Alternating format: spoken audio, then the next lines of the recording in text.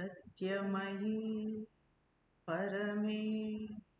ॐ नमो भगवते श्री अरविन्दाय। ॐ तत्सवितुर्वरं रूपं ज्योतिः परस्य धीमहि यन्नः सत्येन दीपयेत् సత్యేన దీపయే. అందరికీ నమస్కారం. అంటే ఈరోజు మన టాపిక్ నిత్య జీవితంలో డే టు డే లైఫ్లో మనము రీజనింగ్ని ఎంత మటుకు ఉపయోగించాలి, రీజనింగ్ అనేది అవసరం ఉందా? ఇప్పుడు మన ఆధ్యాత్మిక జీవితంలో రీజనింగ్ లేకుండా విశ్వాసం ప్రకారం వెళ్ళాలి అంటారు. అది ఎంతవరకు, ఎప్పుడు ఆ స్టేట్కి వస్తాము? అసలు జీవితంలో సరైన దృక్పథం, రైట్ యాటిట్యూడ్, అసలు జీవించడం ఎలాగో ఆ జీవితాన్ని సరైన దృక్పథంతో జీవించటం ఎలాగో. అలాగే కొంతమంది మనుషులు అంటే మనకి ఇష్టం ఉంటుంది, అట్రాక్షన్ ఉంటుంది. కొంతమంది అంటే వికర్షణ ఉంటుంది, ఇష్టపడం, హేట్ చేస్తాం. ఇది ఎందుకు? ఈ టాపిక్స్ గురించి అంటే ఇవంతా మనం డే టు డే లైఫ్లో ఎదుర్కొనేది. మనకి ఎలా ఉంటుందంటే స్పిరిచువాలిటీకి డే టు డే లైఫ్కి చాలా డిఫరెన్స్ కనిపిస్తుంది. స్పిరిచువాలిటీలో అంత పాజిటివ్ ఉంటుంది, వేరే డే టు డే లైఫ్కి వెళ్ళేపాటికి మనకు ఇవన్నీ కూడా ఎదుర్కోవాల్సి వస్తుంది. ఎందుకు? కొంతమంది అంటే మనకి ఇష్టం ఉండట్లేదు, ఆ అట్మాస్ఫియర్ ఇష్టం ఉండట్లేదు, అసలు ఇక్కడ రీజనింగ్ మనం ఉపయోగించాలా లేక పూర్తిగా మదర్ మీదే వదిలిపెట్టాలా, అన్నీ విశ్వాసమే నమ్ముకోవాలన్నా, ఇవన్నీ కూడా చాలా డౌట్స్ వస్తాయి. ఆ డౌట్స్ అన్నీ కూడా మదర్ మనకు ఈరోజు ఈ టాపిక్లో క్లియర్ చేస్తారు. అది చాలామంది ఎలా అంటే అసలు జీవితం అంటే ఏంటో తెలియకుండానే జీవిస్తూ ఉంటారు. అలాంటి వాళ్ళు ఏది సాధించాలన్నా కూడా, అంటే జీవితం అంటే ఏంటో తెలుసుకోకుండా ఊరికే గుడ్డిగా ఏదో ఫ్లోలో వెళ్ళిపోతున్నట్టుగా వెళ్ళిపోతూ ఉంటారు. వాళ్ళు ఏది సాధించాలన్నగా కూడా మనం చూస్తే చాలా కష్టపడుతూ ఉంటారు.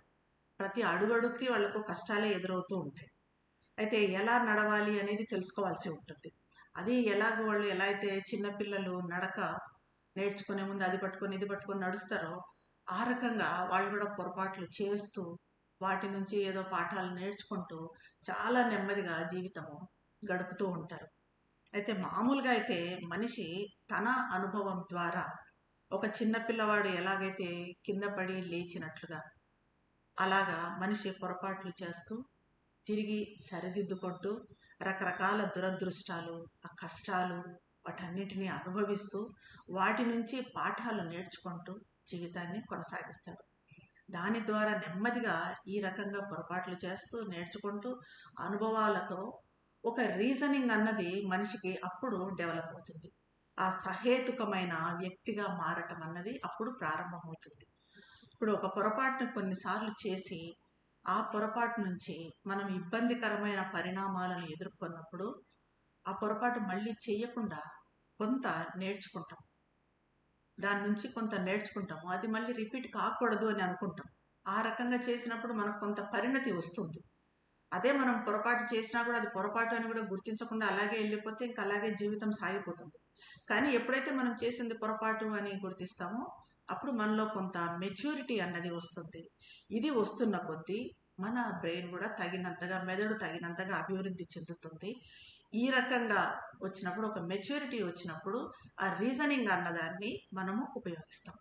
అంటే నేను గతంలో ఇలా చేశాను కాబట్టి అది ఈ పరిణామానికి, ఈరోజు ఈ పరిణామానికి దారి తీసింది. సో దాని నుంచి గతంలో నేను ఇలా చేశాను కాబట్టి ఇలా జరిగింది కాబట్టి దాని నుంచి నేను కొంత నేర్చుకోవాలి. ఇంకా దాన్ని తిరిగి చేయకుండా ఉండాలి, తిరిగి రిపీట్ చేయకూడదు. ఇలాంటి ఒక రకమైన విచక్షణ ఈ పొరపాట్లు చేయకుండా తగ్గించటానికి మనకు సహాయపడుతుంది. అయితే దీన్ని ఏది పట్టించుకోకుండా పోయేవాళ్ళు ఉంటారు, కానీ మన లక్ష్యం అది కాదు. మన లక్ష్యం ఏంటంటే మన జీవితాన్ని సరిదిద్దుకోవడము, ఇంకా ఇంకా ఉన్నతం కావటం. ఒక మైండ్ స్టేజ్, మామూలు మనిషి ఉన్న మైండ్ స్టేజ్లో కాకుండా ఇంకా ఉన్నతానికి ఎదగాలి అని మనం ఈ ఆధ్యాత్మికతలోకి వచ్చాం. సో ఈ రకంగా మనం నేర్చుకుంటాం. అయితే చాలా మటుకు మెజారిటీ మనుషులు ఎలా ఉంటారంటే తమకు ఏది ఎందుకు జరిగింది, ఏది జరిగింది, ఎలా జరిగింది ఇదేమి తెలియకుండానే అలాగే జీవిస్తారు, అలాగే మరణిస్తారు. వాళ్లకు వాళ్ళ ఆనందాలు, వాళ్ళ దుఃఖాలు, వాళ్ళ కష్టాలు ఉంటాయి. అవన్నీ ముగింపుకు వచ్చినప్పుడు ఏదో ముగింపు సమయం అంటే వాళ్ళ జీవితకాలం అయిపోయినప్పుడు మరణిస్తారు, వెళ్ళిపోతారు. అంటే వాళ్ళ జీవితంలోకి వచ్చి కూడా ఏమీ నేర్చుకోకుండానే వెళ్ళిపోతారు. అలాంటి వాళ్ళకి ఒక రీజనింగ్ అన్నది ఉండదు. కానీ మనము జీవితము అలా కాదు. ఎలాంటి వాళ్ళం అంటే మనం కొంచెం బెటర్ లైఫ్ ఉండాలి అనుకునేవాళ్ళం. ఉన్నత వర్గం. ఈ ఉన్నత వర్గం వాళ్ళు ఎలా అంటే తమకు ఏది జరిగిందో, భూమిపై ఎందుకు ఉన్నామో, జరిగేదంతా ఎందుకు జరుగుతుందో తెలుసుకోవటానికి ప్రయత్నిస్తారు. ఎందుకు మేము ఇక్కడ ఉన్నాము? నాకేదో జరిగింది, కష్టం జరిగింది, నష్టం జరిగింది గతంలో. అయితే ఎందుకు జరిగింది? కొంచెం నా విచక్షణను ఉపయోగించాలి, ఆలోచించాలి. దాన్ని తిరిగి రిపీట్ చేయకూడదు. ఈ రకంగా విచక్షణను ఉపయోగిస్తారు. వాళ్ళు ఇతరుల కన్నా చాలా తొందరగా సరిగ్గా నడిచే మార్గాన్ని కనుక్కుంటారు. అంటే అలాంటప్పుడు ఎప్పుడైతే మనం మన పొరపాట్లను సరిదిద్దుకుంటూ పోతామో, మనలో కొంచెం పరివర్తన జరుగుతూ పోతుందో, అప్పుడే మనము ఎలాగంటే ఇంకొంచెం తొందరగా మన మార్గంలో వెళ్ళగలుగుతాం. మన ఆధ్యాత్మిక మార్గంలో కొంచెం తొందరగా ప్రోగ్రెస్ కాగలుగుతాం. అప్పుడే అలాంటి వాళ్ళని, అంటే మనలాంటి వాళ్ళని రీజనింగ్ ఉన్నవాళ్ళు అంటారు. అంటే రీజనింగ్ అన్నది అప్పుడు మనకు డెవలప్ అవుతుంది. ఒక పొరపాట్లను పట్టించుకోకుండా వెళ్ళకుండా చూసుకుంటూ మనము దాని నుంచి కొంత నేర్చుకుంటూ పోయినప్పుడు మనలో రీజనింగ్ డెవలప్ అవుతుంది. ఇంకైతే కొద్ది మంది ఉంటారు, చాలా కొద్ది మంది ఉంటారు. వాళ్ళు ఎలాంటి వాళ్ళు అంటే జీవితంలో కనుక్కోవాల్సింది ఇంకేదో ఉంది. జీవితానికి ఒక ఉన్నతమైన ఉద్దేశం ఉంది, ఒక లక్ష్యం ఉంది జీవితానికి, ఆ జీవిత పరమార్థం ఉంది అనే భావనతో వాళ్ళు జన్మిస్తారు. వాళ్ళకు ఒక లక్ష్యం ఉంటుంది, పరమలక్ష్యం అన్నది ఉంటుంది. వాళ్ళు దాన్ని కనుక్కోవటానికి ప్రయత్నిస్తారు. అలాంటి వాళ్ళు కారణాన్ని మించిపోతారు. హేతువు కన్నా రీజనింగ్ను దాటి ఇంకా దానికన్నా అతీతంగా వెళ్తారు. వీళ్ళ జీవన విధానమే రీజనింగ్ని మించిపోతుంది. అంటే వాళ్ళు ఆధ్యాత్మికత వైపు మళ్ళుతారు పూర్తిగా. అన్వేషించటానికి అవకాశం లభించినప్పుడల్లా కూడా అడవులు, పర్వతాలు, ఈ దేవాలయాలు కానీ, తీర్థయాత్రలు ఇలాంటివన్నీ కూడా సందర్శిస్తూ ఉంటారు. ఆశ్రమాలు లాంటి ప్రాంతాలకు వెళతారు, ధ్యానం చేస్తారు, తపస్సు చేస్తారు. అసలు ఏంటి నా జీవిత లక్ష్యం ఏంటి, నేను ఎందుకు ఇక్కడ ఉన్నాను, ఏదో పరమార్థం ఉంది నా జీవితానికి, దాన్ని నేను కనుక్కోవాలి, ఇవన్నీ కాదు, ఈ ఐహిక విషయాలు నాకు ముఖ్యం కాదు అనే దీనికి వస్తారు. కానీ ఇలాంటి వాళ్ళు చాలా తక్కువ మంది ఉంటారు. ఎక్కువ మటుకు కొంచెం ఉన్నత వర్గం అనేవాళ్ళు రీజనింగ్. మామూలుగా చాలా మంది ఎక్కువ బాగా మనకు కనిపించే వాళ్ళు అంటే ఎలా ఉంటారంటే ఏ రీజనింగ్ లేకుండా మనం ఇప్పుడు చూస్తూ ఉంటాం ప్రపంచంలో. ఊరికి అట్లా గుడ్డిగా వెళ్ళిపోతూ ఉంటారు జీవితంతో పాటు. అలాంటి వాళ్ళనే చూస్తాం మనం. అంటే మనకు కూడా ఇప్పుడు ఒక లక్ష్యం అంటూ ఉంది, ఒక ఉన్నత లక్ష్యం ఉంది మనకు. మనం ఎలా అంటే ఉన్నత సత్యాల వైపు ప్రయాణించాలి అనుకుంటూ ఉన్నాం. ఈ రకంగా మనము ఉన్నత సత్యం వైపు, ఉన్నత జీవితం వైపు ప్రయాణించాలంటే, ప్రమాదం లేకుండా, భయం లేకుండా ఈ మార్గంలో ప్రయాణించాలంటే ముందు మనము ఈ వివేకం, రీజనింగ్ అన్నది మనలో డెవలప్ చేసుకోవాలి. రీజనింగ్ తర్వాతే మనము ఫస్ట్ రీజనింగ్ చేరిన తర్వాతే రీజనింగ్కి అతీతంగా వెళ్ళగలుగుతాం. ఫస్ట్ ఆఫ్ ఆల్ మనలో రీజనింగ్ ఉందా లేదా అన్నది చూసుకోవాలి. అంటే మనం ఏది చేసినా అది ఎంత ఉన్నత కార్యమైనా దానికి రీజనింగ్ అన్నది ఉండాలి. అంతే తప్ప ప్రతి క్షణము నేను ఇది ఎలా చేశానో నాకు ఎందుకో తెలియలేదు, ఏంటో చేసేసాను అప్పుడు నాకు తెలియలేదు, అప్పుడు ఎందుకు ఇలా మాట్లాడాను, ఎందుకు ఇలా ప్రవర్తించానో నాకు అర్థం కాలేదు, ఈ రకంగా మనం నాకు తెలియదు అనుకుంటూ ఉన్నంత కాలము మనలో అభివృద్ధి ఉండదు. దాని నుంచి నేర్చుకున్నప్పుడు కొంత మనము ప్రోగ్రెస్ అవుతాం. దాన్ని మళ్ళీ రిపీట్ చేయకుండా ఉన్నప్పుడే ప్రోగ్రెస్ అవుతాం. దానికన్నా ముందు మనకి ఎలా అంటే మనం ఏం చేయాలనుకుంటున్నామో, చేసేదాన్ని ఎందుకు చేయాలనుకుంటున్నాము, ఏదో చేయాలనుకుంటున్నాము, ఏం చేయాలనుకుంటున్నాము అసలు ఫస్ట్, దాన్ని అది చేయాలనుకున్న దాన్ని ఎందుకు అది చేయాలనుకుంటున్నాము ఇది తెలియాలి. అటు ఇటు ఊగిసలాడకుండా అది చేయాలా ఇది చేయాలా అలా కాకుండా ఖచ్చితత్వంతో మనల్ని మనము నిర్దేశించుకోవాలి.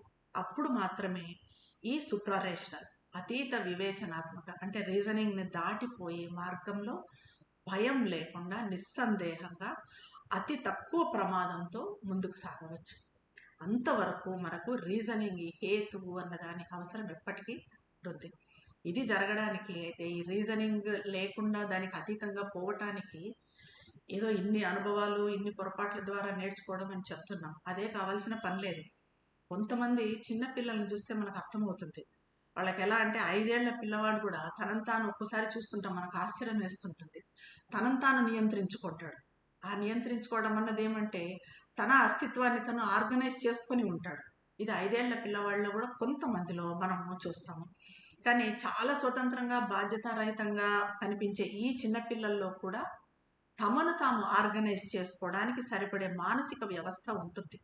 వాళ్ళు తమను తాము తమ జీవితాన్ని, తమ స్వభావాన్ని, తమ కదలికలను, తమ చర్యలను, ఆలోచనలను వీటన్నింటినీ రీజనింగ్తో ఆర్గనైజ్ చేసుకోవటానికి వాళ్ళలో తగినంత మెదడు ఎదుగుదల, ఆ సెరెబ్రల్ ఆర్గనైజేషన్ అన్నది కొంతమంది పిల్లలు వెరీ రేర్గా. కాకపోతే మనం ఇవన్నీ అబ్జర్వ్ చేయం. అబ్జర్వ్ చేస్తే మనకు అర్థమవుతుంది వాళ్ళలో అట్లాంటిది ఉంటుంది. మరైతే జీవితంలో సరైన వైఖరి ఏంటి, సరైన దృక్పథం ఏంటి? రీజనింగ్ని పక్కన పెట్టడం సాధ్యమేనా? మరి రీజనింగ్ అతీతంగా మనం వెళ్ళటం అన్నది ఎప్పుడు జరుగుతుంది? లేకపోతే జీవితం అంతా రీజనింగ్తోనే మనం కంటిన్యూ కావాలా?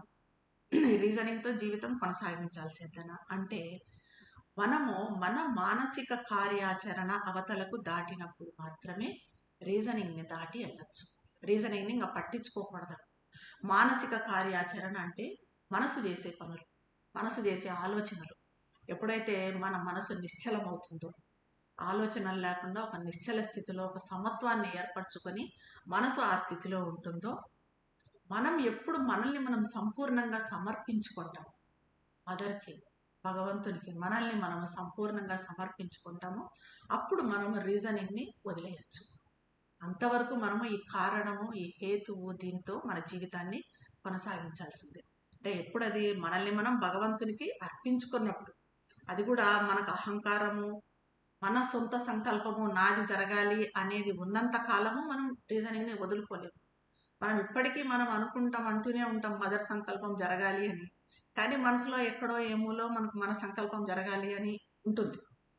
అలా కాకుండా కేవలం మదర్ సంకల్పమే జరగాలి, నన్ను నేను పూర్తిగా మదర్కి సమర్పించుకున్నాను, ఇంకా నాకంటూ ఏమీ లేదు, నాతో అంతా మదరే చేయిస్తుంది, నేను చేసే ప్రతి పని మదరే చేయిస్తూ ఉంది అన్న పూర్తి సంపూర్ణ సమర్పణ అన్నది వచ్చినప్పుడు అప్పుడు మాత్రమే మనము రీజనింగ్కి అతీతంగా వెళ్ళగలుగుతాం.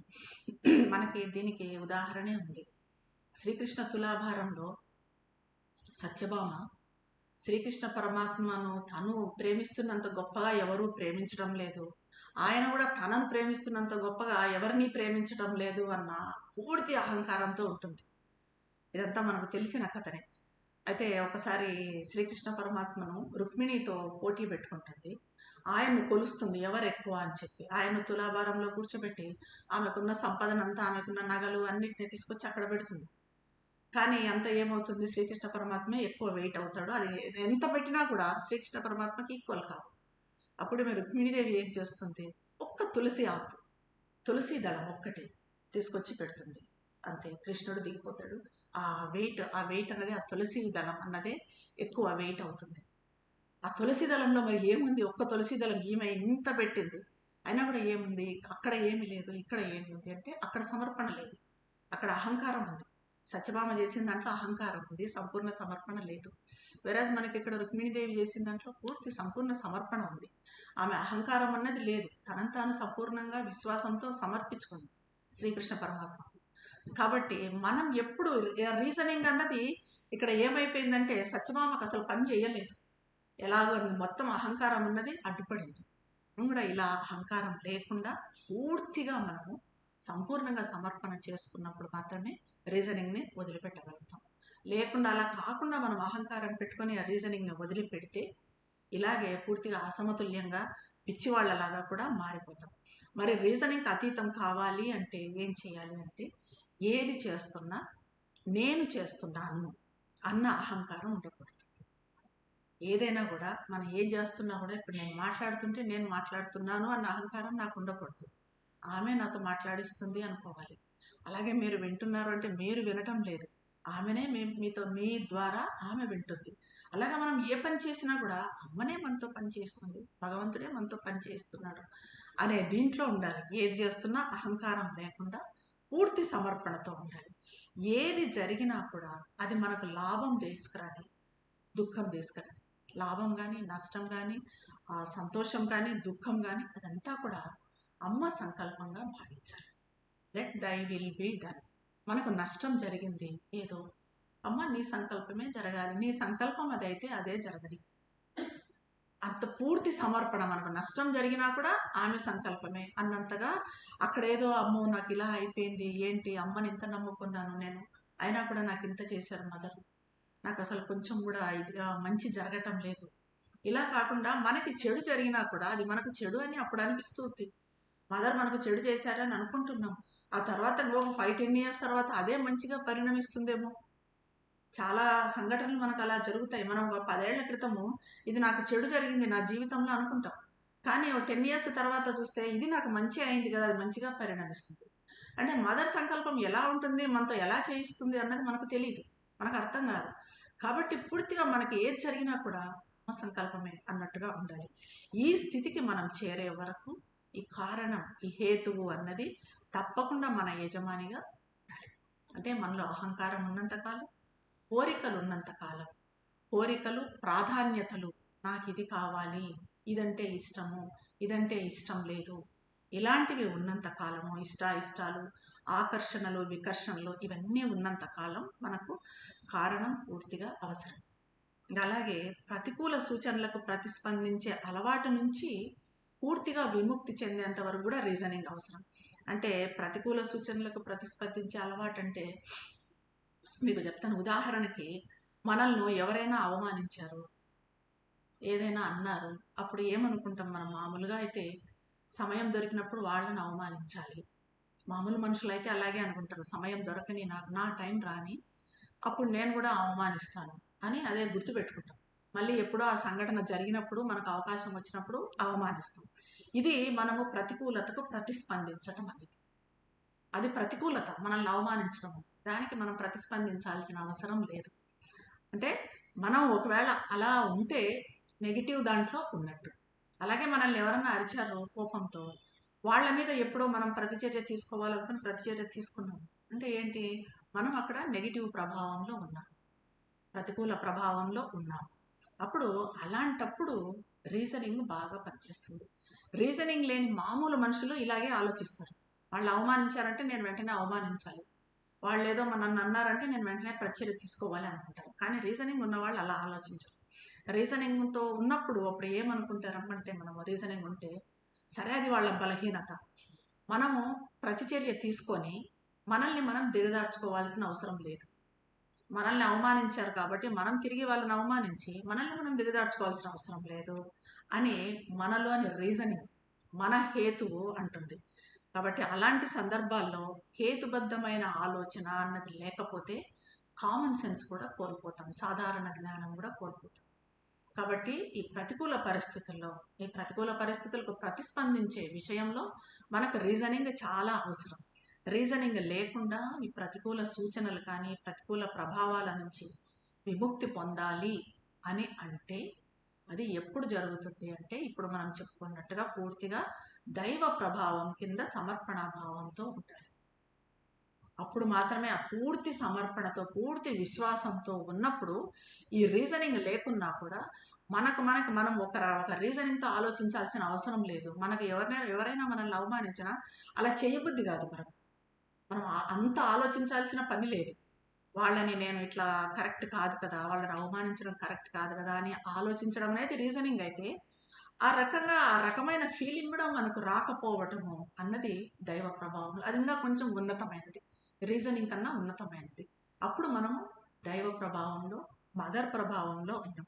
అంటే దాని అర్థం మనం పూర్తిగా ప్రకాశవంతమైన రూపాంతరం చెందిన దివ్య ప్రభావంలో ఉన్నాము అని అర్థం. అప్పుడు అంతవరకు, అలాంటి ప్రభావంలో లేనంత వరకు రీజనింగ్ అన్నది మనకు కంపల్సరీ ఉండాల్సిందే. కాకపోతే ప్రతిదీ మనం రీజనింగ్తో చెయ్యాలి, ప్రతిదానికి కారణం హేతువు ఉపయోగించాలి అంటే అది ఒక లిమిటేషన్ అవుతుంది. అంటే ఒక క్రమశిక్షణ ఉంటుంది రీజనింగ్లో. ఎలాగో రీజనింగ్ అంటే ఒక క్రమశిక్షణ, డిసిప్లిన్.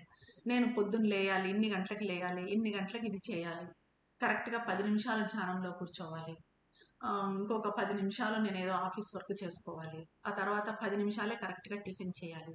అప్పుడు మనకు ఫ్రీడమ్, స్వేచ్ఛ అన్నది ఎక్కడ ఉంటుంది? స్వేచ్ఛ అన్నది ఉండదు.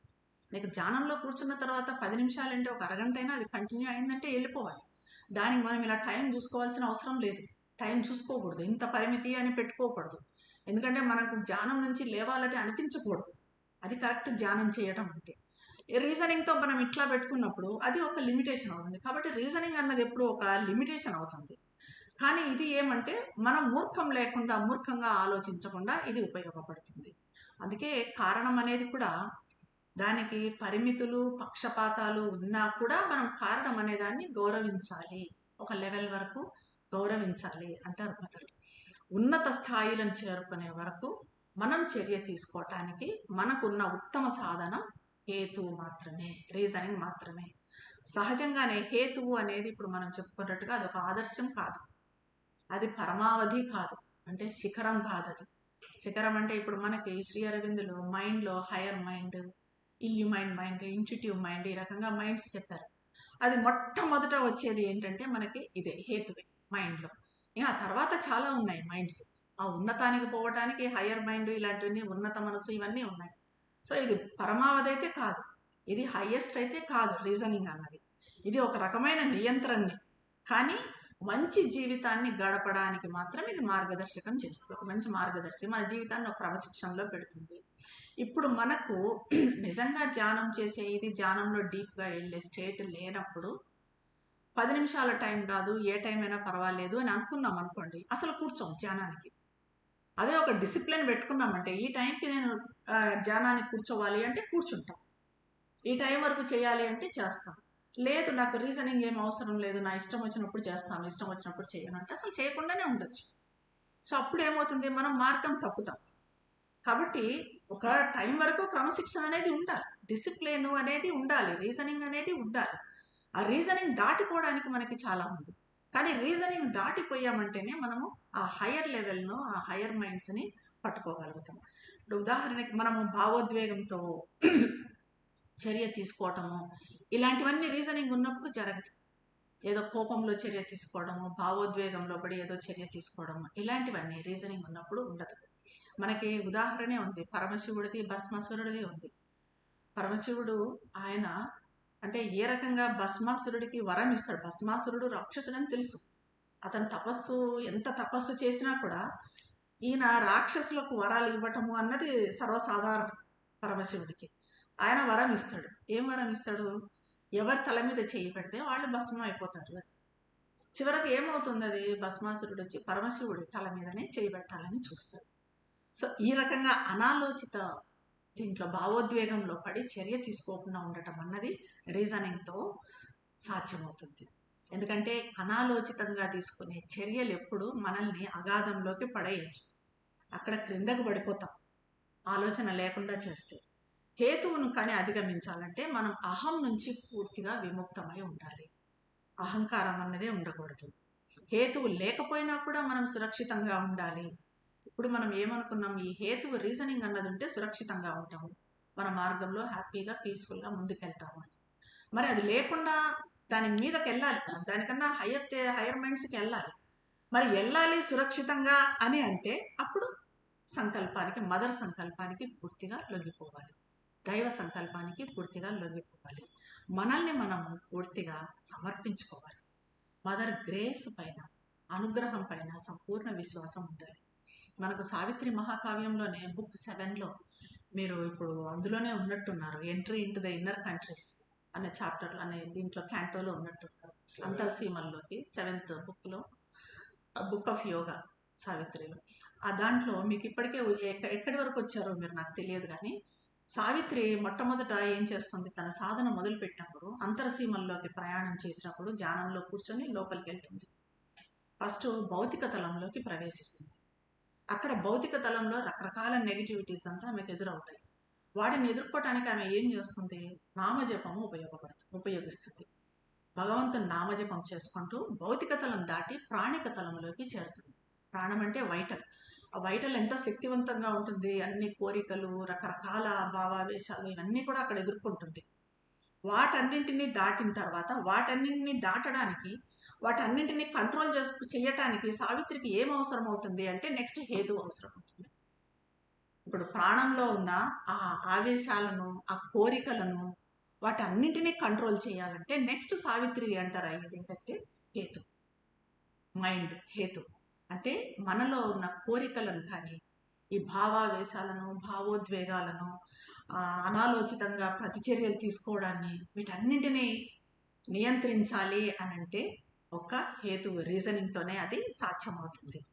ఎందుకంటే ఇక్కడ హేతువుకున్న సమతుల్యత స్వభావ క్రమీకరణకు తోడ్పడుతుంది. అదే శ్రీ అరవిందులు అంటారు దాని గురించి, హేతువు గురించి, హేతుతలంలో ఉన్నవాళ్ళు ధర్మబద్ధులై జీవిస్తారు.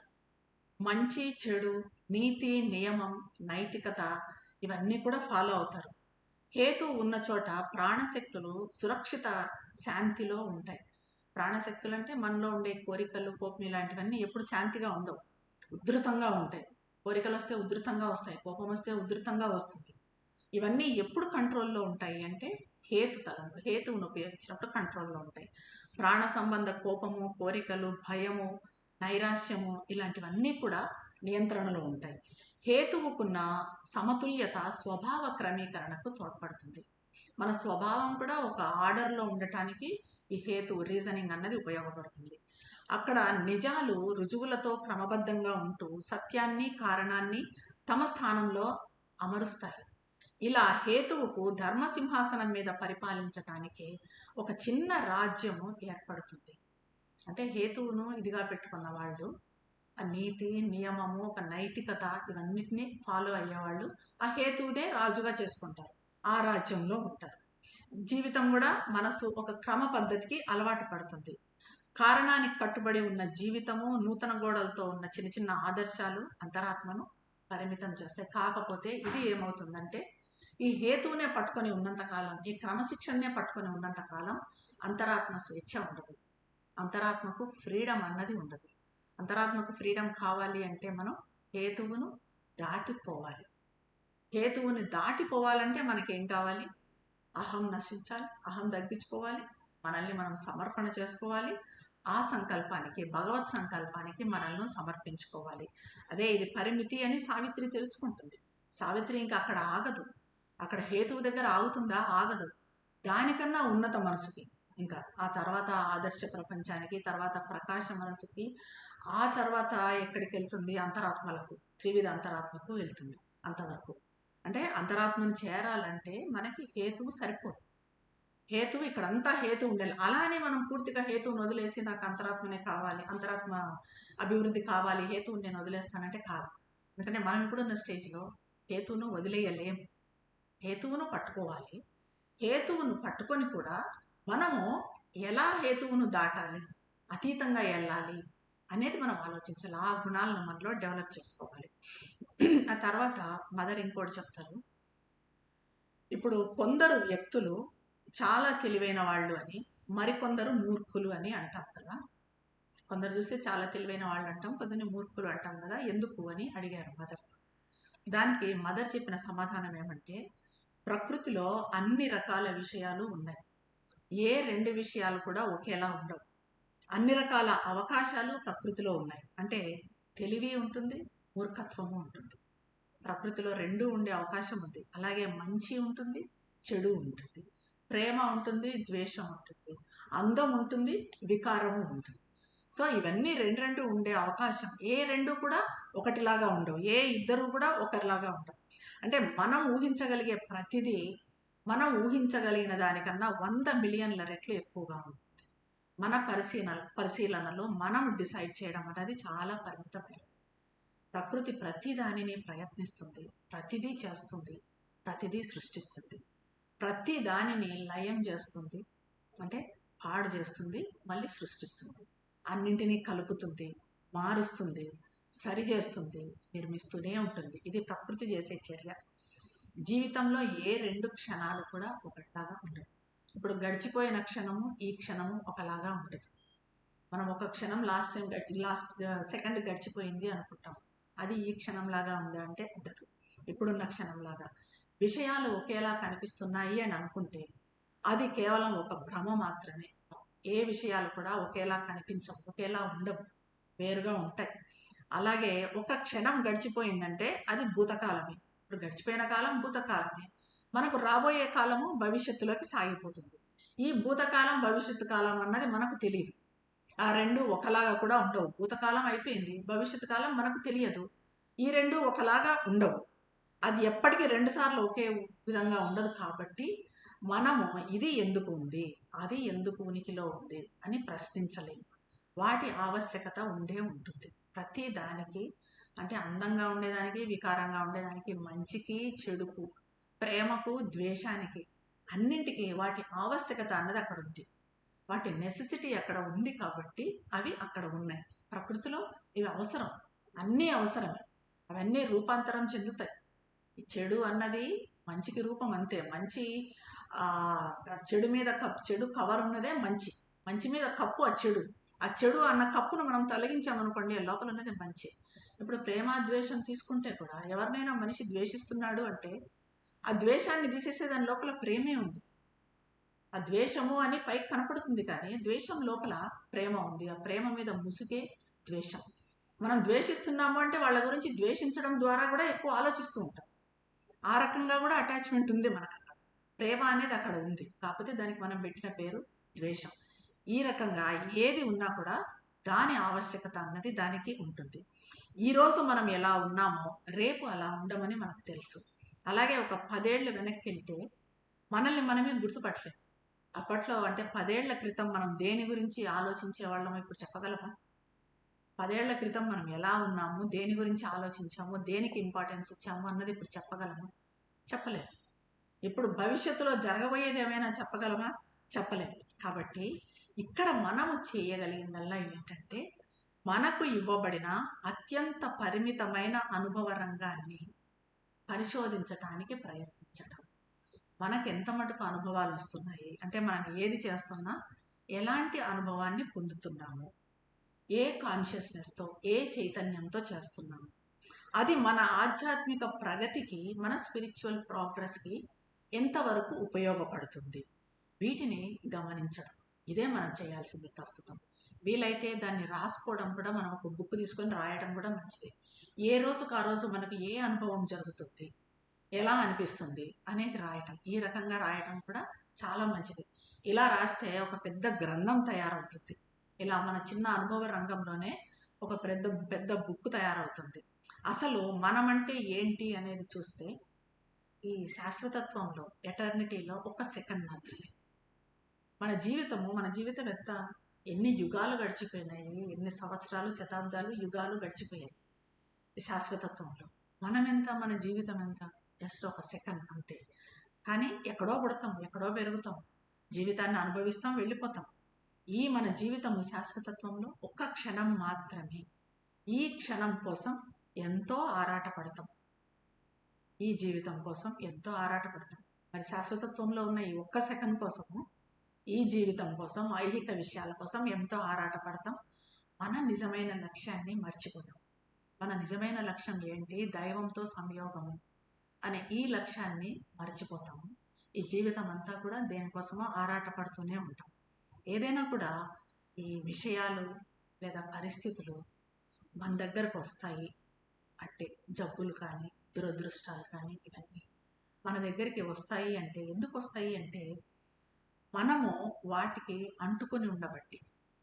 అంటే వాటితో మనకేదో ఒక అనుబంధం, అఫినిటీ ఉంది, వాటి పట్ల ఆకర్షణ ఉంది. మనకు ఒక జబ్బు వచ్చింది అంటే ఒకసారి మనల్ని మనం ఆలోచించాలి. అంతర్ముఖమై మనలో మనం ఆలోచించుకుంటే దాని పట్ల మనకేదో ఆకర్షణ ఉండి ఉంటుంది. ఎవరికో ఆ జబ్బు వచ్చింది అని వింటాం, విని 10 సార్లు దాని గురించి ఆలోచిస్తాం, మనకు వస్తుందేమో అని భయపడతాం. సో ఆ రకమైన భయం ఏం చేస్తుంది అంటే అట్రాక్ట్ చేస్తుంది, ఆ జబ్బును అట్రాక్ట్ చేస్తుంది.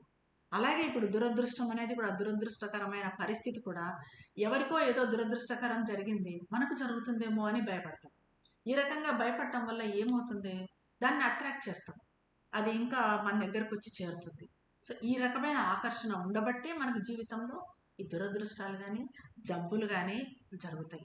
అది మనకు స్పష్టంగా బహిరంగంగా తెలియకపోవచ్చు, కానీ ఖచ్చితంగా అలాంటిది అక్కడ లేకపోతే, ఆ ఆకర్షణ, ఆ అంటుకుపోవడం అన్నది లేకపోతే, ఆ విషయం అన్నది కానీ, ఆ సంఘటన, ఆ దుర్ఘటన కానీ, ఆ దురదృష్టం కానీ మన దగ్గరికి రాదు. ఒక్కసారి మనము మన స్వభావంలోని ముఖ్యమైన అంశాలను మార్చుకుంటే, అంటే ఫస్ట్ ఆఫ్ ఆల్ మనకి దాని మీద ఎరుక రావాలి. మన స్వభావంలో లోపం ఏముంది, మనం దేన్ని మార్చుకోవాలి, అలా కాకుండా నేను అంతా బాగున్నాను, అంతా కరెక్ట్ ఉన్నాను, నేను మారడానికి ఏమీ లేదు నాలో, ఆ పక్కనాళ్లే మారాల్సింది, వాళ్ళలోనే ప్రాబ్లం ఉంది, నేనైతే పర్ఫెక్ట్గా ఉన్నాను అనుకుంటే మాత్రం మనలో మార్పు రాదు. మనం ఎప్పుడు మనలో ఏముంది, ఏ అంశం మారాల్సి ఉంది అని ఆ అంశాలను మార్చుకుంటే ఆ తర్వాత విషయాలనేవి మనల్ని ఎప్పుడు ఇబ్బంది పెట్టవు. ఏ విషయం కూడా మనల్ని ఇబ్బంది పెట్టదు. ఏదైనా విషయం వలన మనకి ఇబ్బంది కలిగింది, ఇందులో నాకు ఇబ్బంది కలుగుతుంది అంటే నాలో మార్పు రావాల్సింది ఏదో ఉంది అని ఫస్ట్ మనం అనుకోవాలి. మనల్ని మనము చెక్ చేసుకోవాలి. ఎంతసేపు అంతర్మథనం ఇదంతా కూడా. అప్పుడు ఆ అంతర్శోధన మదనము అన్నది ఉన్నప్పుడు, మనకు అది తెలిసినప్పుడు ఇంకోసారి ఆ విషయం మన దగ్గరికి రాదు. నాదే ప్రాబ్లం, అవతల వాళ్ళదేం ప్రాబ్లం లేదు, నా ప్రాబ్లం, మన ప్రాబ్లం మనం సరి చేసుకోవచ్చు. పక్కన వాళ్ళదంటే మనం సరి చేయలేం, మనది మనం సరి చేసుకోవచ్చు. ఆ సరి చేసుకున్నప్పుడు మళ్ళీ ఆ విషయం జరగడం అంటూ మనకు ఉండదు. మన సాధన అన్నది స్థిరంగా కొనసాగాలంటే ఒక విషయం మాత్రం స్పష్టంగా అవసరం. అదేంటంటే అనుభవాలు వస్తాయి, మన చైతన్యాన్ని తాకుతాయి, కొన్నిసార్లు గొప్ప వెలుగులు వస్తాయి. ఇప్పుడు ధ్యానం చేస్తుంటే మనకు కొన్నిసార్లు డీప్లోకి వెళ్ళిపోతూ ఉంటాం, మంచి అనుభవాలు కలుగుతూ ఉంటాయి. ఆ తర్వాత ఏమవుతుంది, మళ్ళీ ఈరోజు వచ్చింది కదా అనుభవం, ఇదే అనుభవం రేపు వస్తుందా అంటే రేపు వచ్చి కూర్చొని రాకపోవచ్చు. రేపు వేరే పరిస్థితుల్లో మనం వచ్చి కూర్చోండొచ్చు. అప్పుడు అది మసకబారి వెనక్కి వెళ్ళిపోయి ఉండొచ్చు. అంటే బాహ్యంగా ఇట్లా చూస్తే మనకి మళ్ళీ ఆ మరుసటి రోజు మళ్ళీ రావచ్చు. ఆ తర్వాత కొన్ని రోజుల వరకు అసలు అట్లాంటి అనుభవమే రాకపోవచ్చు. ఆ తర్వాత ఎప్పుడో ఒకటి రావచ్చు, ఎప్పుడో ఒక అనుభవం. సో ఇలా వస్తుంది పోతుంది. మరి ఇలా అంటే మనకేమనిపిస్తుంది, మనలో అసలు మార్పు రావటం లేదేమో, ఒకటే రకంగా ఉంటుంది జీవితం, ఎప్పుడో ఒక అనుభవం వస్తుంది వెళ్ళిపోతుంది, మళ్ళీ మసక పారిపోతుంది.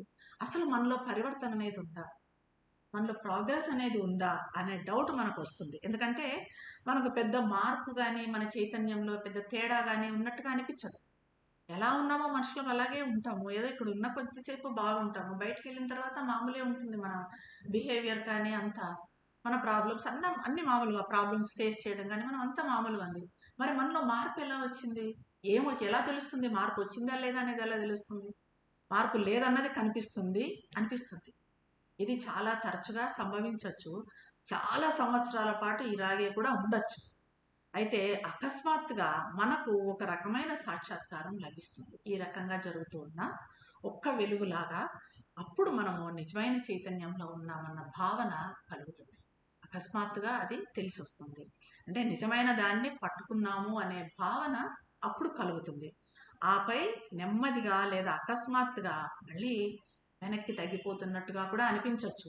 ఏంటి నేను ఇంత సాధన చేస్తున్నాను, నాలో పెద్దగా మార్పు రాలేదు అనుకున్నా కూడా ఆ మార్పులు మనలో తప్పనిసరిగా జరిగింటాయి. మనం అనుకుంటాం, మనం ఎలా అనుకుంటామంటే ఈ మార్పులు మనలో ఇంకా జరగటం లేదేమో, మనకేమీ తెలియటం లేదు అని అనుకుంటాం. కానీ డెఫినెట్గా మనలో పరివర్తన అన్నది జరుగుతుంది. దీనికే మదరు చెప్తారు కదా, కోడిగుడ్డు ఎగ్జాంపుల్ చెప్తారు. ఇప్పుడు గుడ్డులో కోడిపిల్ల ఉంటుంది, ఆ కోడిపిల్ల పిల్ల రూపం వచ్చి పూర్తిగా బయటకు వచ్చేదానికి 10-12 రోజులు తీసుకుంటుంది. అంతవరకు మనకు గుడ్డు ఏమీ కదలదు, అసలు ఏమీ అర్థం కాదు, ఆ గుడ్డు ఎలా ఉంది అన్నది అర్థం కాదు. సో ఈ రకంగానే మనలో చైతన్యం అన్నది మార్పు చెందుతూనే ఉంటుంది మన సాధనలతో, మనకు బయటికి తెలియకపోవచ్చు, కానీ ఒక్కసారిగా అది వెంటనే తెలిసి వస్తుంది. ఎలాగైతే ఆ పిల్ల ఒక్కసారిగా 12 రోజుల తర్వాత బయటకు వచ్చినప్పుడు మనకు అప్పుడు అర్థమవుతుంది, ఓ పిల్ల ఇది గుడ్డులో ఉంది, అదంతా రూపం తీసుకుంటూ ఉంది అని చెప్పి ఆ రకంగా అభివృద్ధి చెందుతూ ఉంది అని. ఆ రకంగానే మన చైతన్యం కూడా పైకి కనిపించకపోయినా లోపల మార్పు అన్నది జరుగుతూ ఉంటుంది. ఎలా అయితే కోడిగుడ్డు నుంచి ఆ పిల్ల ఒక్కసారిగా బయటకు వచ్చిందో అకస్మాత్తుగా, ఆ రకంగా మనలో కూడా అకస్మాత్తుగా పరివర్తన సంభవిస్తుంది. అది ఎందుకు జరుగుతుంది అని అంటే మేబీ మనం తగినంతగా సిద్ధపడి ఉండటం వల్ల, ముందు దానికి తగినంతగా సిద్ధపడి ఉండకపోయి ఉండొచ్చు, సమయం ఆసన్నం కావటం వల్ల ఇది జరుగుతుంది. ఏదైనా కావచ్చు, అకస్మాత్తుగా మన చేతనలో ఒక పూర్తి తిరోగమనం, రివర్సల్ ఆఫ్ కాన్షియస్నెస్ అంటారు మదరు. ఇది చాలా ముఖ్యమైనది, రివర్సల్ ఆఫ్ కాన్షియస్నెస్.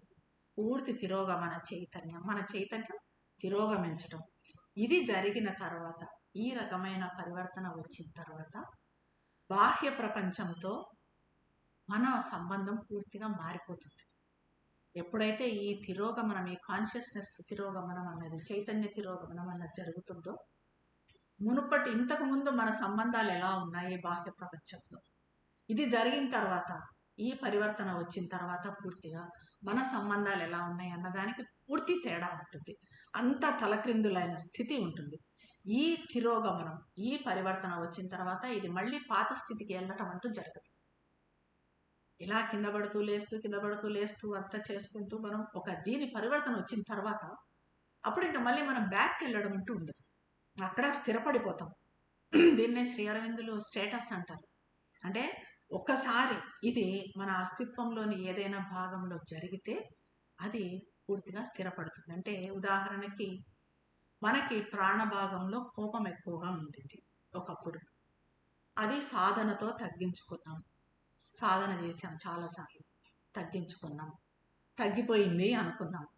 మళ్ళీ ఎప్పుడో ఏదో ఒక నియంత్రించుకోలేని పరిస్థితిలో మళ్ళీ బయటకు వచ్చింది, మళ్ళీ రిపీట్ అయింది. అప్పుడు అనుకుంటాం నా సాధన అంతా ఏమైపోయింది, నాలోంచి కోపం పూర్తిగా పోయింది అనుకున్నాను, ఇది మళ్ళీ వచ్చింది, ఇంతకాలం రాలేదు మళ్ళీ వచ్చింది అనుకుంటాం. సరే మళ్ళీ ప్రయత్నం చేస్తాం. ఇలా మళ్ళీ జరగడం, మళ్ళీ ఇలా జరుగుతూనే ఉంటుంది. కానీ ఎప్పుడో ఒక్కసారిగా అది ఏమవుతుందంటే మనకు తెలియకుండానే ఆ భాగంలో సెట్ అయిపోతుంది ఆ కోపం అనేది. ఒక్కసారి సెట్ అయిపోయిన తర్వాత అది మళ్ళీ ఎట్టి పరిస్థితుల్లో రాదు. అది మళ్ళీ రావడం అంటూ, ఇది కోపం అని ఎగ్జాంపుల్ చెప్తున్నాను, అది కోరిక కావచ్చు, ఇంకా వేరే నైరాశ్యం, డిప్రెషన్ కావచ్చు, నెగిటివ్ థింకింగ్ కావచ్చు, ఎనీథింగ్ ఏదైనా కూడా అది ఒక్కసారి మన అస్తిత్వంలో సెట్ అయిపోయింది అంటే ఇక మళ్ళీ రాదు. అది జరిగే వరకు వస్తూ పోతూ ఉంటుంది. ముందుకు పోతాము, మళ్ళీ పడిపోతాము, మనకు సమయాన్ని వృధా చేస్తున్నామనే భావన కలుగుతుంది. ఇంతకాలం చేస్తున్నాము, ఇంకా నాలో మార్పు రావటం లేదు, టైం వేస్ట్ చేస్తున్నాను నేను, దీని బదులు వేరే ఎక్కడన్నా చేస్తే అయిపోతుందేమో, వేరే ఏ గుళ్ళ కన్నా పోయి ఏ పూజలన్నా చేసుకుంటే అయిపోతుందేమో, ఈ రకంగా మనం అనుకోవచ్చు. ఇది కానీ సంవత్సరాల తరబడి కూడా ఇది కొనసాగచ్చు. కానీ ఈ చైతన్య తిరోగమనం, ఈ రివర్సల్ కాన్షియస్నెస్ జరిగినప్పుడు అది ఎక్కడైనా కావచ్చు, మనసులో కావచ్చు, ప్రాణంలో కావచ్చు, మన భౌతిక చైతన్యంలో కావచ్చు, ఒక్కసారి ఇది స్థాపించబడితే అది ఇంకా ముగిసినట్లే. ఇంకా ఆ తర్వాత మనం వెనక్కి వెళ్ళటం, మన పూర్వస్థితికి వెళ్ళటం అన్నది ఉండదు. ఎవరైనా ఈ తిరోగమనాన్ని అనుభవిస్తారు అని చెప్పలేము. అక్కడ ఎలాంటి భావన ఉండకుండా కూడా ఉండొచ్చు. అయితే ఈ తిరోగమన చైతన్యం అని చెప్తున్నాను నేను.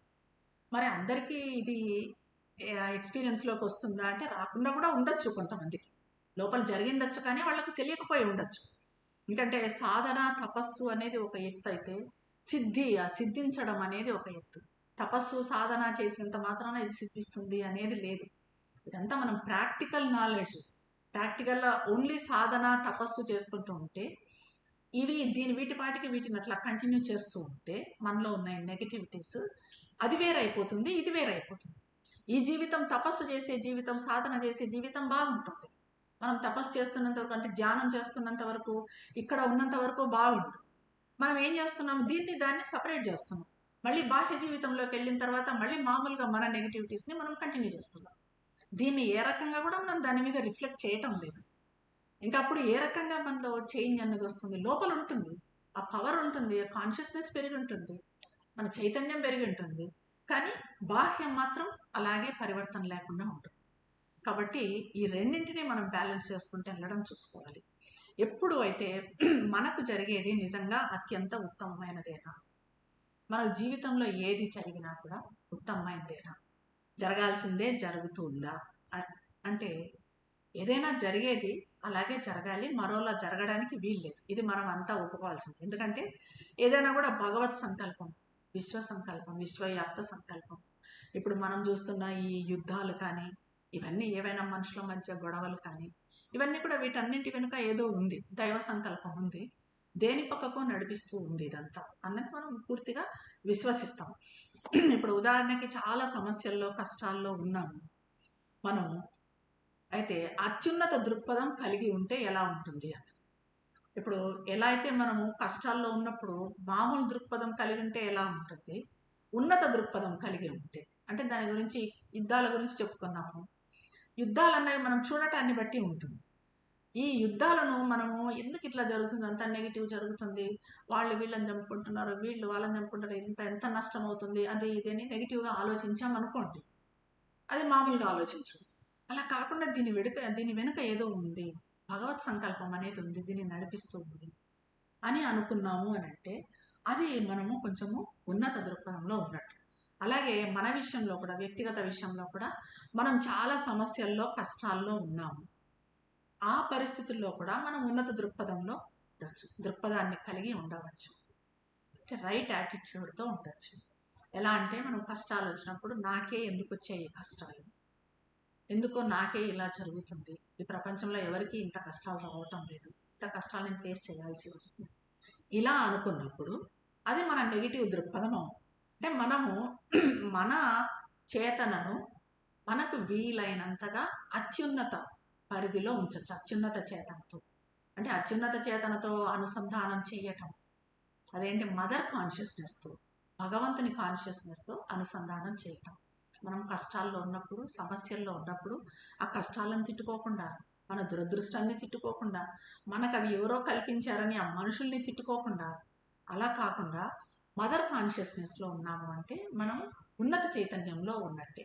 అది ఏవి జరిగేటప్పుడైనా, దురదృష్టాలు కానీ, యాక్సిడెంట్లు కానీ, ఏవి జరిగినా కూడా, మంచి జరిగినా చెడు జరిగినా, ఎప్పుడూ ఒక ఉన్నత చైతన్యంతో మనం అనుసంధానంలో ఉండటము, ఇది మనకెప్పుడు అలా ఉన్నప్పుడు ఎప్పుడు మనకు జరిగేది ఉత్తమమైనదే జరుగుతుంది. అలా కాకుండా మనం ఇందాక చెప్పుకున్నట్టుగా అన్నిటి గురించి నెగిటివ్గా ఆలోచిస్తూ ఉన్నాము అంటే మనకు జీవితంలో ఉత్తమమైనది జరగటం అన్నది ఉండదు ఎప్పుడు. దీనికి ఒక మంచి ఉదాహరణ కూడా చెప్తారు మదర్. ఏంటంటే, ఉదాహరణకి ఒక వ్యక్తి మనల్ని చంపటానికి వచ్చాడు అనుకోండి, మనం మామూలుగా సాధారణ చైతన్యంలో ఉండి భయపడిపోతూ అతను నన్ను చంపుతాడు అని భయపడిపోతూ ఉన్నాం అనుకోండి, అప్పుడు ఆ వచ్చిన మనిషి మనల్ని సక్సెస్ఫుల్గా చంపేసి వెళ్ళిపోతాడు. అలా కాకుండా మనము కొంచెము భగవంతుని గురించి ఆలోచించడము, మదర్ గురించి ఆలోచించడము, మదర్ సహాయం కోసం ప్రార్థించామనుకో, భయం ఉంది లోపల కానీ మదర్ సహాయం గురించి ఆలోచించామనుకో, ఆ వచ్చిన మనిషి కొంచెం గాయం చేసి వెళ్ళిపోగలుగుతాడు. ఎందుకంటే అక్కడ మనకు దైవ సహాయం అన్న, ప్రార్థించాలి అన్న ఆలోచన వచ్చింది, కొంతవరకు దైవంతో అనుసంధానంలో ఉన్నాం. అలా కాకుండా అసలు మనం నెగిటివ్ అన్నదే లేకుండా, భయం అన్నదే లేకుండా, సంపూర్ణ విశ్వాసంతో పూర్తిగా మదర్ కాన్షియస్నెస్లో ఉన్నామనుకోండి, మనల్ని చంపాలనుకుని వచ్చిన వ్యక్తి మన వేలును కూడా కదిలించలేకుండా వెళ్ళిపోతాడు. సో అంటే ఉన్నత చైతన్యంతో ఉండటం, ఆ మదర్ కాన్షియస్నెస్తో, దైవ చైతన్యంతో అనుసంధానంలో ఉండటం అన్నది ఎంత కష్టమో మనం మరణించే సమయంలో కూడా మనల్ని బయటపడేస్తుంది. దీనికి చాలా ఉదాహరణలు ఉన్నాయి. ఇలాంటి వ్యక్తులు ఈ ఉన్నత చైతన్యంతో, అంటే ఎప్పుడు ఆ భగవంతుని కాన్షియస్నెస్తో ఉన్న వ్యక్తులు, ఉదాహరణకు ఒక బస్సులో ప్రయాణం చేస్తున్నారు, ఒక వ్యక్తి, అలాంటి వ్యక్తి బస్సులో ప్రయాణం చేస్తున్నాడు, ఆ బస్సుకి ప్రమాదం జరగాల్సి ఉంది, యాక్సిడెంట్ జరగాల్సి ఉంది, లోయలోనో పడిపోవాల్సి ఉంది, కానీ బికాజ్ ఆఫ్ దిస్ పర్సన్, ఈ ఒక్క వ్యక్తి వలన మొత్తం ఆ బస్సులో ఉన్న వాళ్ళంతా కూడా రక్షించబడతారు. ఆ ప్రమాదం జరగడం ఆగిపోతుంది, ఆ బస్సు సేఫ్గా వెళ్ళిపోతుంది అనమాట. ఇవి చాలా అంటే ఈ రకంగా ఉన్నత చైతన్యంతో మనం అనుసంధానంలో ఉన్నప్పుడు, భగవత్ చైతన్యంతో, మదర్ చైతన్యంతో అనుసంధానంలో ఉన్నప్పుడు దేన్నైనా కూడా ఎదుర్కోగలుగుతాం. ఈవెన్ క్రూర జంతువులు కానీ, ప్రకృతి కానీ ఎవ్వరూ ఏమీ చేయలేరు, ఏ విపత్తులు కూడా మనల్ని ఏం చేయలేరు. కాకపోతే ఏంటి, మనం ఎప్పుడు ఆ అవేర్నెస్లో ఉండాలి, మదర్ కాన్షియస్నెస్లోకి వెళ్ళాలి. ఒక యాక్సిడెంట్ జరగబోతుంది మనకు, అప్పుడు ఊరికే భయపడిపోయి ప్రాణం పోతుందేమో అనేది కాకుండా ఒక్కసారిగా మదర్ని గుర్తు తెచ్చుకోవాలి, మదర్ కాన్షియస్నెస్లోకి వెళ్ళిపోవాలి, దాని నుంచి బయటపడిపోతాం. అది కాకుండా మనం మామూలుగా భయపడిపోతూ అయ్యో నేను చనిపోతున్నాను అదే జరుగుతుంది, చనిపోవడమే జరుగుతుంది. అదే ఇది ఉన్నప్పుడు మనకు లేదా చాలా కొంచెంలో అది తప్పిపోతుంది, మదర్ కాన్షియస్నెస్తో అనుసంధానంలో ఉన్నప్పుడు. కాబట్టి సాధ్యమైనంత వరకు ఎక్కడున్నా కూడా మనం మర్చిపోకుండా ఉండాల్సింది ఏంటంటే మదర్ కాన్షియస్నెస్లో ఉండగలిగేటట్టు మనల్ని మనము చూసుకోవాలి. అప్పుడు ఎప్పుడూ మన జీవితంలో ఉత్తమమైనదే జరుగుతుంది. మంచే జరుగుతుంది, ఉత్తమమైనదే జరుగుతుంది. అంటే అంత మాత్రాన ప్రపంచం మొత్తం మారిపోతుంది అది కాదు, కానీ అది ప్రపంచ పురోగమనాన్ని వేగవంతం చేస్తుంది. ఇప్పుడు మనం ఒక్క అడుగు ముందుకేసామంటే ఈ రకంగా మొత్తం ప్రపంచంలో జరిగే పురోగతి అంతా కూడా ఒక్క అడుగు ముందుకు పడుతుంది. ఇప్పుడు జరుగుతున్నదంతా యోగం మనం చేస్తున్నాము అనుకుంటాం. మనం ఎంత కష్టపడి ఇంత యోగము చేస్తే అది మన కోసం మాత్రమే కాదు, మనము ఏదైనా సాధిస్తే అది వాళ్ళ కార్యానికి కూడా ఉపయోగపడుతుంది, వాళ్ళ కార్యం కూడా ముందుకు జరుగుతుంది. వాళ్ళ కార్యం ఏంటి? మదర్ శ్రీ అరవిందుల కార్యం ఏంటి? రూపాంతరీకరణ, భూరూపాంతరీకరణ, ట్రాన్స్ఫర్మేషన్. ఈ ట్రాన్స్ఫర్మేషన్ అనేది భూరూపాంతరీకరణ అంటే ఎలా జరగాలి, ఎక్కడి నుంచి జరగాలి? మన నుంచే జరగాలి. భూమి మీద ఉన్నది మనమే కాబట్టి మన నుంచి మనలో ఒక్కరు ట్రాన్స్ఫార్మ్ అయితే అది కొంచెం ముందుకు పోతుంది. ఈ రకంగా మనం అందరము శాయశక్తులా ప్రయత్నించి దాని వైపుగా వెళ్ళి రూపాంతరం చెందామంటే ఇంకా అది ఇంకా ఇంకా ముందుకెళ్తుంది, వేగవంతం అవుతుంది. అప్పుడు మన జీవితంలో ఉత్తమమైనది తప్ప ఇంకా వేరేది ఉండదు. ఎప్పుడూ ఉత్తమమైనదే జరుగుతూ ఉంటుంది. ఇంకా వేరే ఈ దురదృష్టాలు, ఈ యాక్సిడెంట్లు, ఈ నష్టాలు, ఈ జబ్బులు ఇలాంటివి ఉండటాలంటూ ఉండదు. అలా కాకుండా మనం మార్గం తప్పి మన ఇష్టం వచ్చినట్టు దారి తెలియని అడవిలో చిక్కుకున్నట్టుగా నిస్సహాయంగా తిరుగుతూ ఉంటే, భయంతో ఉంటే, నైరాస్యంతో ఉంటే, నెగిటివిటీస్తో ఉంటే ఇది మన జీవితంలో జరగదు. సరైన దృక్పథానికి ఉన్న శక్తికి లెక్కలేనన్ని ఉదాహరణలు ఉన్నాయి. కానీ ఈ దృక్పథం అనేది మనకు కేవలం ఆలోచనల్లో ఉండిపోయి మన శరీరం భయపడుతూ ఉంటే మాత్రం ఇది జరగదు. శరీరంలో కూడా భయం ఉండకూడదు. మనం పూర్తిగా విశ్వాసంతో ఉండాలి. ఎందుకంటే భయం అనేది ఎప్పుడు దైవత్వానికి దూరం చేస్తుంది. భయం అన్నది ఎప్పుడు నెగిటివిటీ. దేని గురించి భయపడినా, ఆరోగ్యం గురించి భయపడినా, పిల్లల గురించి భయపడినా, ఇంకేదో జరుగుతుంది అని భయపడినా, ఫైనాన్షియల్ కానీ ఏ రకంగా భయపడినా కూడా అది నెగిటివిటీ. సో ఎప్పుడైతే మనం ఆ నెగిటివిటీలో ఉంటామో, నెగిటివిటీ అన్నది ఎప్పుడు మనల్ని దైవత్వానికి దూరం చేస్తుంది, మదర్కి దూరం చేస్తుంది. మనం భయంతో ఉన్నప్పుడు వాళ్ళు మన దగ్గరికి రాలేరు, ఏమీ చేయలేరు. ఆ భయాన్ని వదిలిపెట్టాలి, పూర్తిగా విశ్వసించాలి, పూర్తిగా సమర్పించుకోవాలి, పూర్తిగా విశ్వసించాలి. నాకు జరుగుతుంది, నాకు మంచే జరుగుతుంది, జీవితంలో నాకు ఉత్తమమైనదే ఇస్తుంది మదరు, అది తప్ప వేరేది జరగదు అన్న సంపూర్ణ విశ్వాసం ఉన్నప్పుడు అప్పుడు అయితే అమ్మ కూడా తన పని తను చేసుకోగలుగుతుంది. అలా కాకుండా మనం భయంతో వణికిపోతుంటే ఆమె మన దగ్గరకు కూడా రాలేదు. ఇంకా అలాగే ఆకర్షణ వికర్షణ అనుకున్నాం. కొంతమంది మనుషులంటే మనకు అట్రాక్షన్ ఉంటుంది, కొంతమంది అంటే వికర్షణ ఉంటుంది, ఇష్టాలు. కొంతమందిని కలవంగానే ఆ ఇష్టము వ్యతిరేకత కలుగుతుంది. ఎందుకు ఇలా జరుగుతుంది అని అంటే ఇదంతా కూడా ప్రాణ సంబంధమైన అనుబంధాల మీద ఆధారపడి ఉంటుంది. వైటల్ అఫినిటీస్ ఇవన్నీ. మనం మనుషుల్ని ఒకరిని ఇష్టపడుతున్నాము, ఒకరిని ఇష్టపడడం లేదు అని అంటే ఇదంతా కూడా ఏంటంటే వైటల్ సంబంధం. ఈ ప్రాణ సంబంధమైన కంపనాలు అనేటివి శ్రావ్యంగా కలిసిపోతాయి. ఒకరి ప్రాణము ఇంకొకరి ప్రాణ సంబంధము, ఈ రెండు ఒకరి వైటల్లో ఇంకొకరి వైటల్లో ఇష్టపడి ఉండొచ్చు. దాంతో అవతల మనుషులంటే మనకి ఇష్టం పుడుతుంది. మన వైటలో ఇంకొకరి వైటలకు సరిపోలేదు అనుకోండి, అప్పుడు వాళ్ళంటే మనకు ఇష్టం ఉండదు. అది వైటల్ సంబంధం తప్ప అది నిజంగా మన ఇష్టాలు అన్నవి కాదు. అలాగే మనుషులు మనసు కూడా ఉంటుంది, మెంటల్ ఇష్టం అనేది కూడా ఉంటుంది. అది ఎలాగంటే కొంతమంది ఉన్నత ఆదర్శాలు కలిగి ఉంటారు, ఒకే ఆదర్శంతో పనిచేస్తూ ఉంటారు. అలాంటి వాళ్ళు కూడా ఒకరినొకరు ఇష్టపడతారు. ఆ సేమ్ లైన్లో వెళ్ళేవాళ్ళు, ఒకే ఆదర్శంతో పనిచేసేవాళ్ళు ఇష్టపడతారు. అదే ఈ ఆదర్శం కాకుండా వేరేది పెట్టుకున్న వాళ్ళను అయిష్టపడతారు. కాబట్టి ఈ ఇష్టాలు, ఈ ఆకర్షణ వికర్షణలు అన్నవి ఏంటంటే అది మెంటల్కి వైటల్కి సంబంధించినవి, మనసు ప్రాణానికి సంబంధించినవి. కానీ చాలా మటుకు ఏమనుకుంటారంటే ఈ వైటల్ అఫినిటీస్, ఈ వైటల్ ఇష్టాలు ఉన్నవి కూడా అవేదో నిజంగా సోల్ నుంచి వచ్చినవి అనుకుంటారు. అనుకొని ఎప్పటి నుంచో వాళ్ళు వెతుకుతున్నట్టు, ఓ ఇతను ఇలాంటి మనిషి కోసమే నేను చూస్తున్నాను, నాకు ఇలాంటి మనిషి కావాలి అనుకుంటారు. అలాగే ఇలాంటి ఆమె కోసమే నేను వెతుకుతున్నాను, ఇలాంటి ఆమె నాకు కావాలి అనుకుంటారు. అది వాళ్ళిద్దరి మధ్యన ప్రేమ అనుకుంటారు. ప్రేమ అనుకొని చాలా దూరం వెళ్ళిపోతారు, కలుస్తారు, చాలా దూరం వెళ్ళిపోతారు. కానీ ఆ తర్వాత చాలా కాలానికి తెలుస్తుంది, వాళ్ళకి అర్థమవుతుంది ఇదంతా పై ఆకర్షణ, ఇదంతా వైటలు లేదంటే మెంటలు.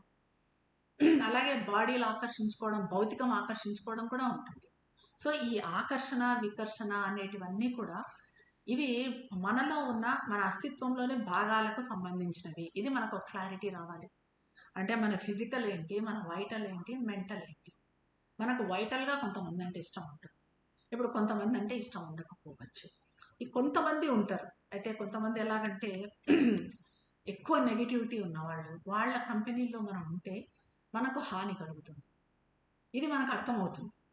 కాబట్టి వాళ్ళని హేట్ చేయాల్సిన అవసరం లేదు, అయిష్టం అనాల్సిన పని లేదు.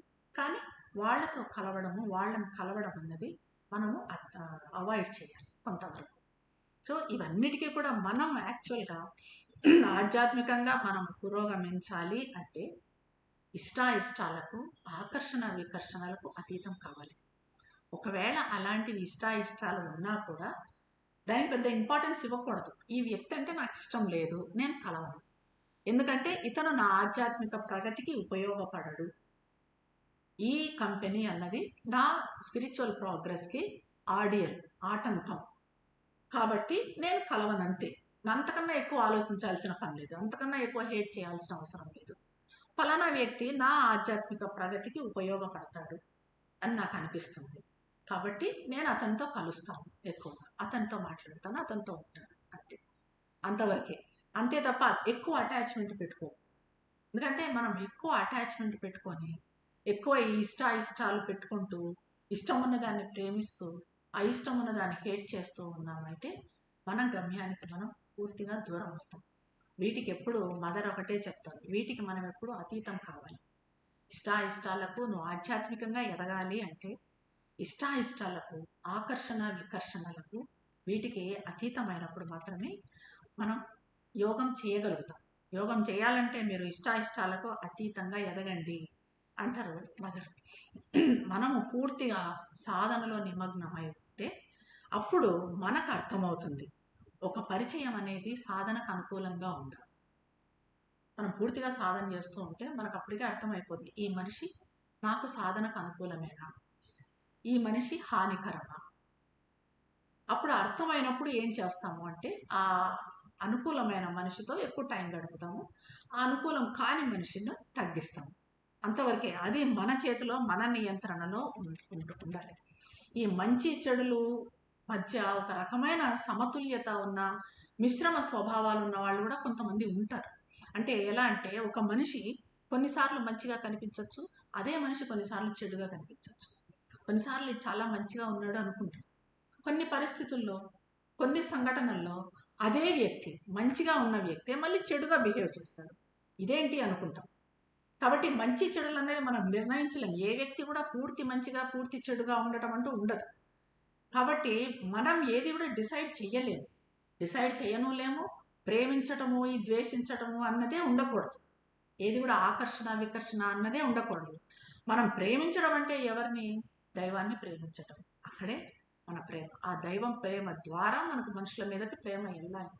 అంతే తప్ప ఈ చిన్న చిన్న ఆకర్షణలతో వీటితో మనము ప్రేమ ద్వేషాలు పెట్టుకుంటే మన ఆధ్యాత్మికతలో మనం ముందుకు పోలేము. ఇది మనం గుర్తుపెట్టుకోవాలి. కాబట్టి ఆధ్యాత్మికంగా ఎదగాలని కోరుకుంటే చివరగా మనం మొదట చేయాల్సిన పని మన ఇష్టాలను అధిగమించటం, కోరికలను అధిగమించటం, ఇష్టాలను అధిగమించటం. ఇష్టాలను ఈ రెండింటిని చిరునవ్వుతో చూడటము అలవాటు చేసుకోవాలి. అప్పుడే మనం ఆధ్యాత్మికంగా ముందుకెళ్ళగలుగుతాం. అదే ఈరోజు ఇటువంటి జ్ఞానాన్ని ప్రసాదించిన శ్రీమాతకు దివ్యజన్మ శతకోటి వందనములు సమర్పించుకుంటున్నాను.